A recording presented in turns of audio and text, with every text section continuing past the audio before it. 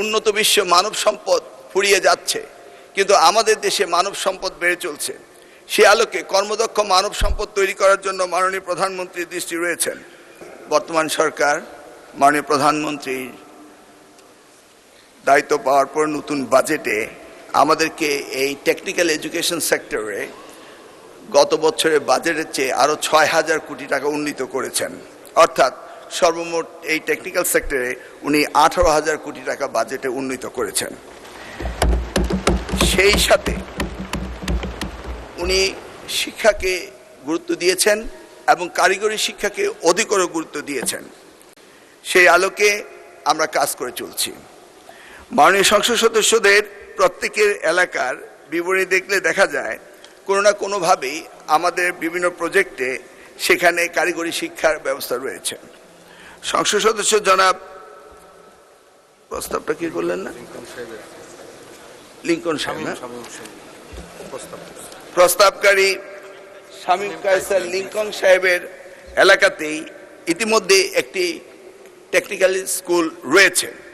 তবু তিনি আশা করছেন পার্শ্ববর্তী 4টি ইউনিয়ন সংলগ্ন 1,27,000 জনবহুল এলাকায় তিনি সেখানে আরেকটি দাবি করেছেন।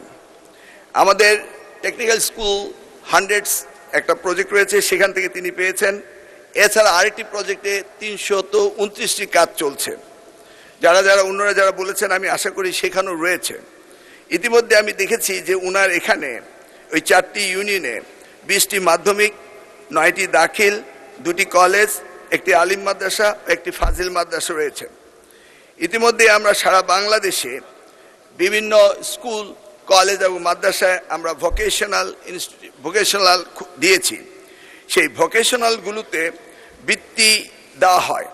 আপনি শুনে খুশি হবেন যে এই ভোকেশনালগুলোতে মাসিক উপবৃত্তি দেওয়া হয় 500 টাকা করে এবং শিক্ষা উপকরণের জন্য দেওয়া হয় 1000 টাকা করে।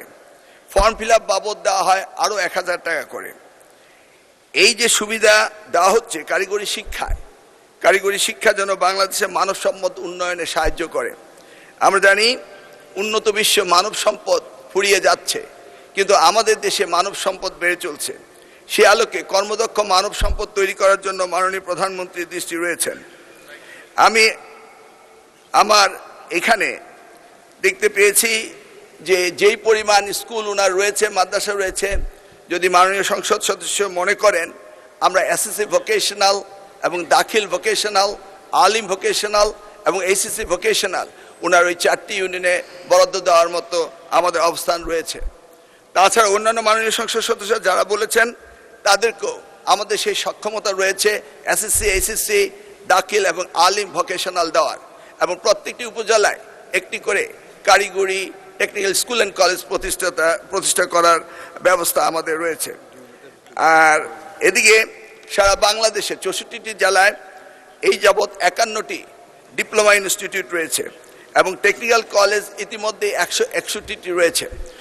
তারা যদি আমাদের সাথে যোগাযোগ করেন এবং ডিউ লেটার দেন, তাহলে যেই এলাকায় এই টেকনিক্যাল কলেজগুলো নেই সেখানে আমরা পরীক্ষা নিরীক্ষা করে তাদেরকে দিতে পারবো ইনশাল্লাহ। মাননীয় স্পিকার, আপনাকে অশেষ ধন্যবাদ।